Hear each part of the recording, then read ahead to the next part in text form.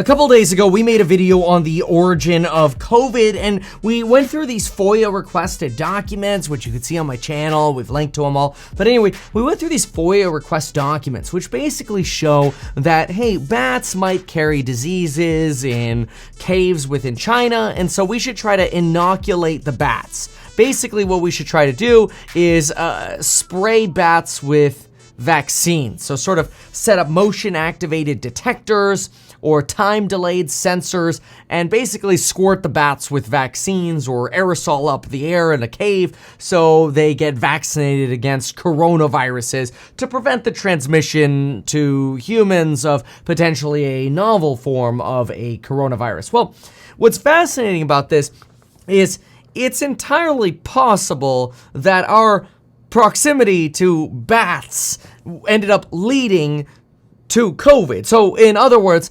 maybe some people argue that us doinking around with multiple government contracts to try to inoculate bats in China, just in case there are ever soldiers in China who need to be, potentially resilient against some coronavirus in the future, we should vaccinate all the bats to prepare for that. After that, we went back and decided, wait a minute, this sounds awfully similar to proximal origin of COVID.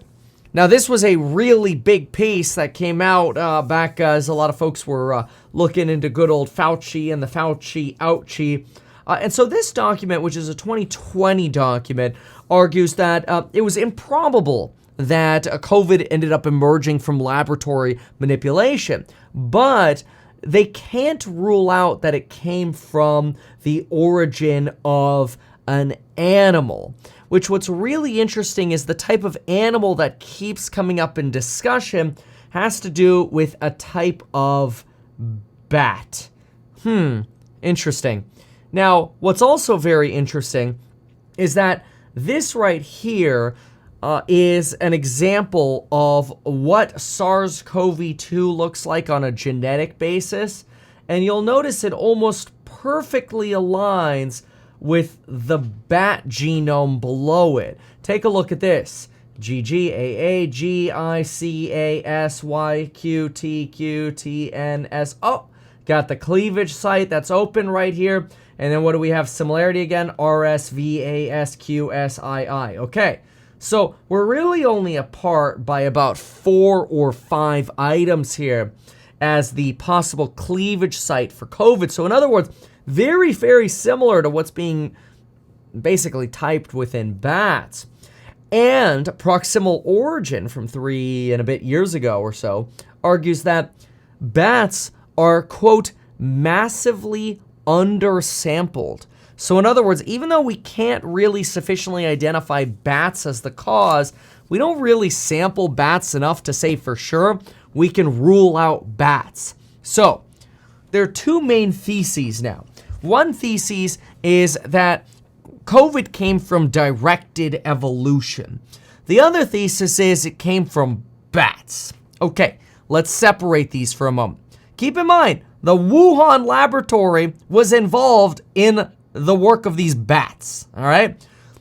So, what was directed evolution? Well, the idea of directed evolution is very simple. Instead of any kind of nefarious thing, whatever, we could go down the rabbit hole. Directed evolution is very simple. You put a monkey that's sick in the room with 5 other monkeys. The other 5 monkeys get sick. Now, you pick the sickest of those 5, and you go take the sickest monkey and put it in a room with 5 other healthy monkeys until they get sick. Now pick the sickest of those monkeys, put it in another room with 5 healthy monkeys so they get sick. You basically do that over and over again.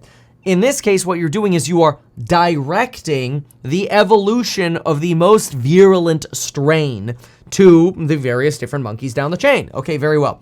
What you end up with is something that might never actually survive in nature, but that would be really potent if it got out into nature until nature basically got over it. Which is interesting because that somewhat feels like the first wave of COVID, which was very, very virulent.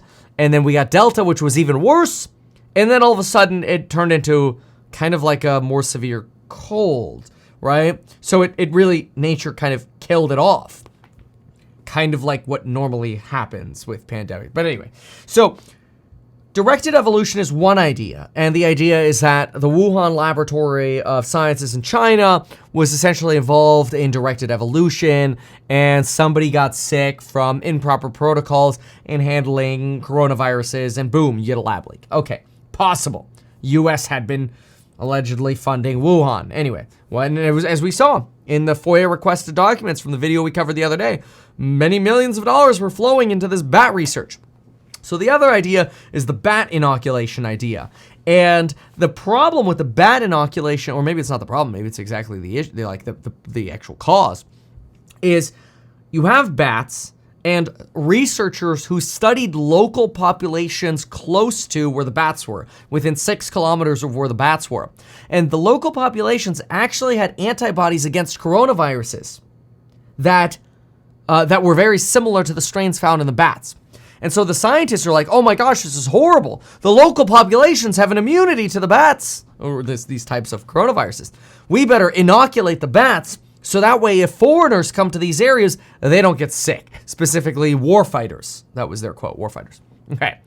Well, maybe nature was doing its damn job, and the people who were close to the caves were immune to the diseases that were local there. It's kind of like when the Spaniards came from Spain on the, Santa Maria and whatever, and then they got all the Indians sick, Native Americans, whatever. Let's be PC. Okay, whatever with the PC stuff, okay? We called them Indians when I went to school. Now they're Native Americans. Whatever.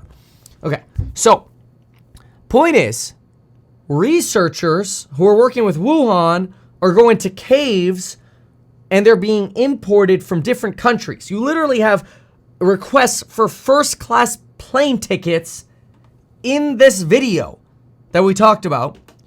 So you can literally take like Europeans and Americans and Canadian PhDs and send them to these Chinese caves to go inoculate the bats. Well, golly, what a frackin' surprise, maybe, that somebody who's not from the area ends up getting a little sicky-doodlah.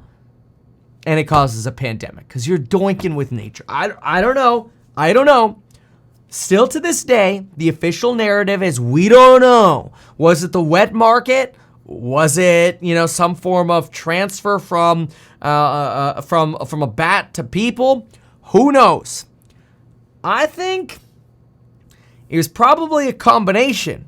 It was the experiments of Wuhan and taking people from where they shouldn't be, going into where they shouldn't be, caves, right, with bats. Getting like a high dose of the bat attack. I don't know. This is just an uneducated, neutral, as much as possible opinion here. This isn't supposed to be conspiratorial or whatever. It's just sort of like, come on, folks. Come on. Sometimes...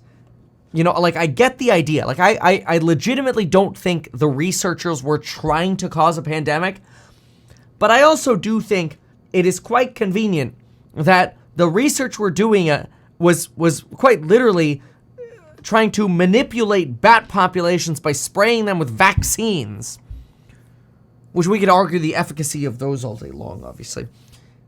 But they're essentially exposing themselves to exactly what they're trying to prevent. And so in doing what they are trying to prevent, they basically cause the pandemic. It's interesting. If you haven't seen it yet, make sure you watch the video. The video is called Effing Insane Leaked Government COVID Documents. I actually linked the documents as well on eHack, so you can see them all at ehack.com. Hope you enjoy it. Anyway, let me know what you think, but I think combining this with this, oops, wrong one, that button, the proximal origin of COVID, kind of interesting. I mean, come on, look at this. However, since we observed all notable CoV-2 features, including the optimized RBD and polybasic cleavage site in related coronaviruses in nature, we do not believe the laboratory-based scenario is plausible. That's proximal origin of COVID. And again, remember, they're telling you that, but we didn't study bats enough to rule them out. So the official case here, at least from proximal origin, is no, not lab leak, maybe bats. Well, could be a combination. The lab working with the frickin' bats. in the caves. If any of this makes you nervous, make sure to get life insurance in as little as 5 minutes by going to Why not advertise these things that you told us here? I feel like nobody else knows about this. We'll try a little advertising and see how it goes. Congratulations, man. You have done so much. People love you. People look up to you. Kevin Paffrath there, financial analyst and YouTuber. Meet Kevin. Always great to get your take. Even though I'm a licensed financial advisor, real estate broker, and becoming a stockbroker, this video is neither personalized financial advice nor real estate advice for you. It is not tax, legal, or otherwise personalized advice tailored to you. This video provides generalized perspective, information, and commentary. Any third-party content I show should not be deemed endorsed by me. This video is not and shall never be deemed reasonably sufficient information for the purpose of evaluating a security or investment decision. Any links or promoted products are either paid affiliations or products or services which we may benefit from. I personally operate an actively managed ETF and hold long positions in various securities, potentially including those mentioned in this video. However, I have no relationship to any issuers other than HouseHack, nor am I presently acting as a market maker.